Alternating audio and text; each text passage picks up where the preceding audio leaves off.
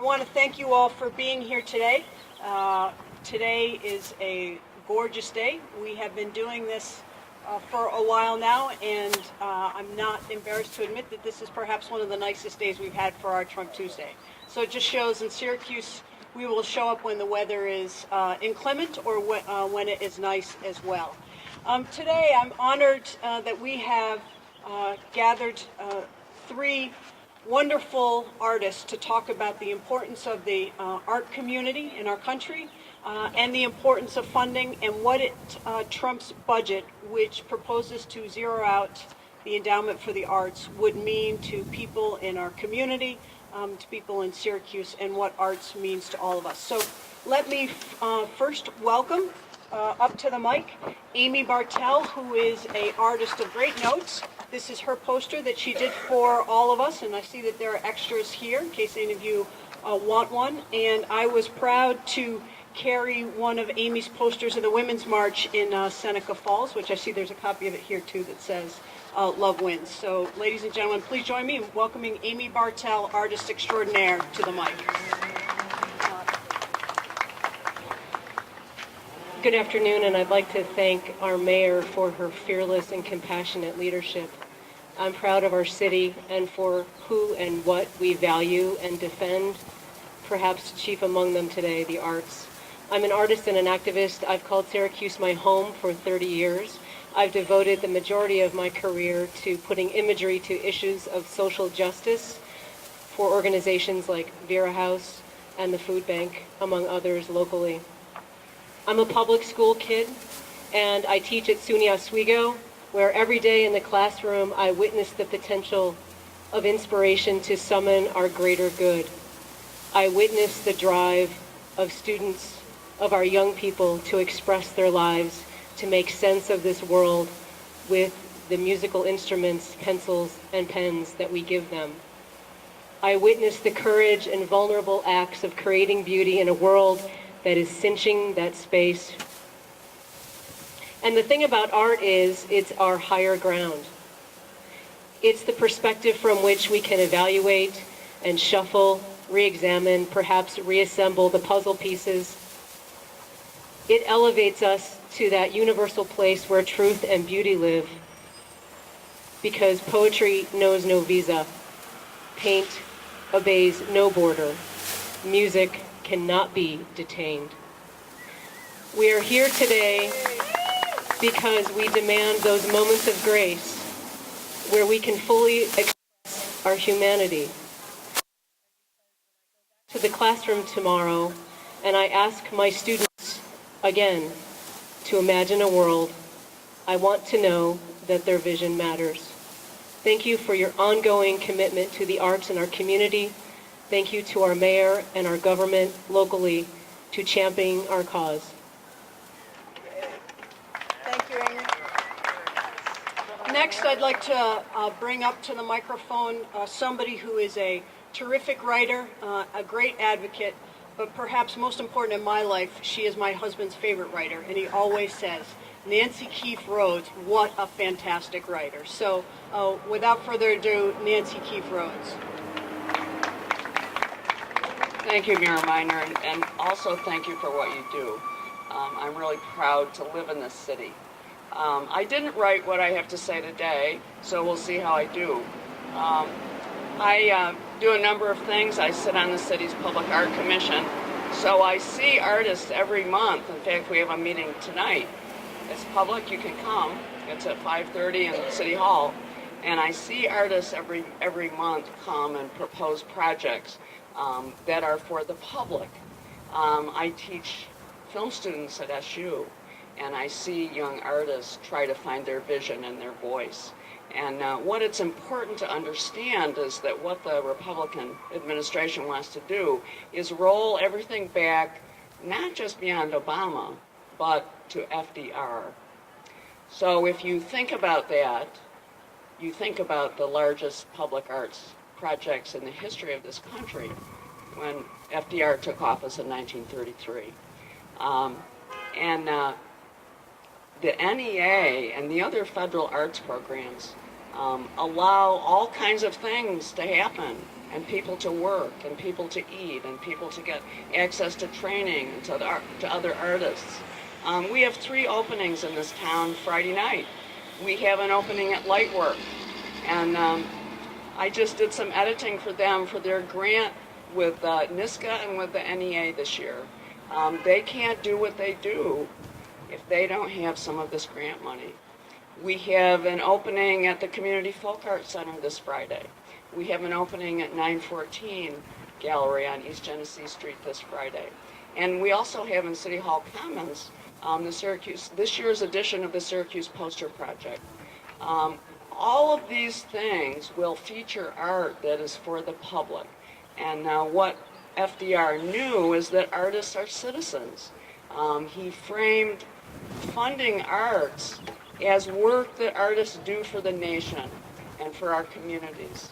And it's important to understand that this is not someplace in the distance or in some foreign land. This is right here in our own city, on our own streets. We're standing on a public arts project. If you look down and see that paint on the ground, right?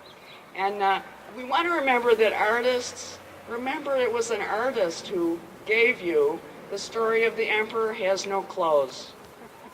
It was an artist who gave you the line, I am Spartacus, written by Dalton Trumbo, who was blacklisted and living in Mexico because the arts were being attacked. And a Hollywood director took a chance on him and let him write that movie. It was an artist who gave you High Noon. And we are at high noon in this country, and you all know what that phrase means, right? So we have to take care of this. It's who we are. Artists tell us to recognize the truth. They let us understand the stories that we pass on to our kids. They teach us to be skeptical. They teach us to understand what's in front of our face instead of some tale we've been told.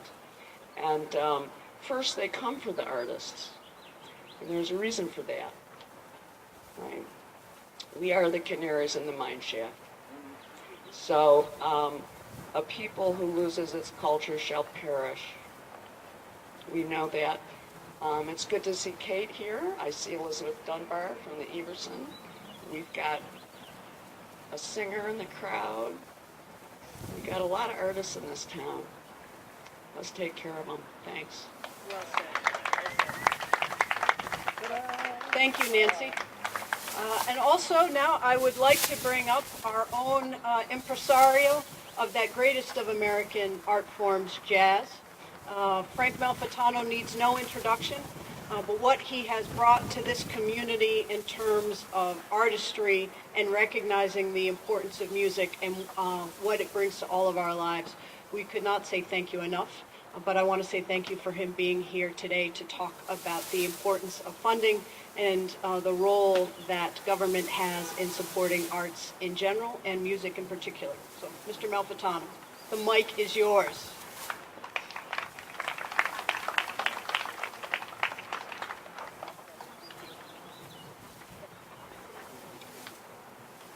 Thank you, Mayor.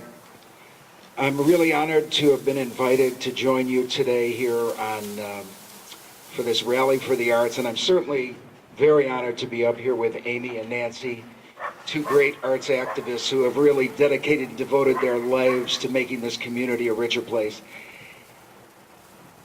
In World War II, they asked Winston Churchill if he was going to reduce arts funding to support the war effort. And in disbelief, he famously responded, then what on earth are we fighting for?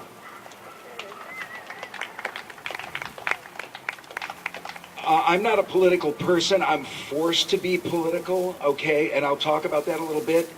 While I greatly respect elected officials on the council, on the legislature, in the mayor's office, in City Hall, and this particular mayor, and our commander-in-chief in Washington, I think that cutting federal or state or city or county public sector funding for the arts is absolutely ridiculous. I think it's the stupidest thing I've ever heard, and I've had enough. I just can't take it anymore. This great American heritage music, in particular African American heritage music that we've been privileged to produce at the Landmark Theater, at Jazz Fest around this city, community, county, and region for the last 45 years for me. And I played in school band when I was 10 years old, and that was in 1955. So I've been doing this for 62 years, folks, since I was 10 years old. I'm 72 now, and I've devoted my life to enriching this community and making it a better place to be through the performing arts. And when you combine the visual arts and dance arts and cinematic arts and performing arts and music, all of these things that give us a basis for connecting, I think they're more important now than they ever were. I think we're so polarized and segregated and separated. I don't know how we got to this place as a country, but I think the one thing we all have in common is music and the arts, and we all interact with one another in a really positive way. We haven't had a negative incident in 34 years at Jazz Fest. Not one argument, not one disagreement. And it's really been beautiful to see the healing force and the connective power of this music that connects us globally and connects us across the country. Back in 2008, when the recession hit, arts funding was cut immediately. And when the corporations and manufacturing entities started to leave Syracuse and we became part of that great northeastern rust belt we hear about so often, we lost those manufacturers who traditionally annually gave to the arts. And then, human health services and catastrophic care and breast cancer and other really deserving organizations got into the fundraising act. So we were all going after the same pot of donors and contributors and sponsors. So arts funding has seen a lot of attrition over the years. That's why it's so important that we not permit not just the federal government, but county, city, state governments to turn their back on the arts. This music in particular, gospel, jazz, blues, folk, rock and roll, rockabilly, this is our greatest gift to the entire universe. This is what America has given to the world. This is what makes America great. And I hope that Washington understands that and comes to its senses. I was really thrilled when millions of women turned up to march the day after the inauguration. I was thrilled when millions of people turned up and turned out in the streets to protest travel bans on immigrants and emigrants wanting to return and come to a safe haven that we've always been. And I certainly hope that people get out in the streets like you are today to voice their displeasure with any proposed public sector cuts in funding for the arts. It's lunacy, it's un-American, and I'm not having it.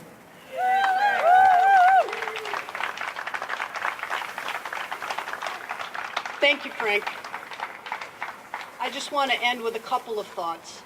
As Amy and Nancy and Frank did such an eloquent job of talking about the arts and how tolerance and creativity teaches each of us and reminds each of us what it means to be human. And in a time of tremendous strife in our country and indeed in the world, all of us can benefit by reminding ourselves about what it means to be human and connect on that level. But at a much more parochial element, I would like to share with you that in 1990, a group of business people in the Onondaga County got together and they said, our community is dying. What are we going to do about it? And one of the things that they said was, we have this tremendous brain drain in our community. And the way to offset the brain drain is to make sure that we have places of arts and of vibrancy and dynamism. And systematically, People in Power went about making sure that we gave support to arts organizations, gave support to artists, and welcomed them into our community. And as a direct consequence of that, we have seen a revitalized downtown, $1.5 billion in economic development in downtown. neighborhoods filled with artists and young people and people with dogs who come to downtown and this community in particular because they want to be exposed to artists and diversity and tolerance and creativity. So importantly, art is about reminding each of us what it means to be human, but there is also a very Republican part of it as well, which is that art drives dollars and it drives economic development, it drives vibrancy, it drives urbanism, and in the 21st century, it's a century of cities, and people will follow art into cities because they crave it. So when we cut arts funding, we are cutting off ourselves from that vibrancy, both as human beings, but economically as well. So this is about all aspects of our governance, of our communities, and I want to remind each and every one of you as you think about that. So I want to thank all of you for being here. I want to thank our tremendously eloquent and gifted artists who came here to talk to us about their personal experiences. I want to remind all of you to wear sunscreen because the sun is out in Syracuse. And thank you for being here. We'll be back at it next week as well. Thank you all.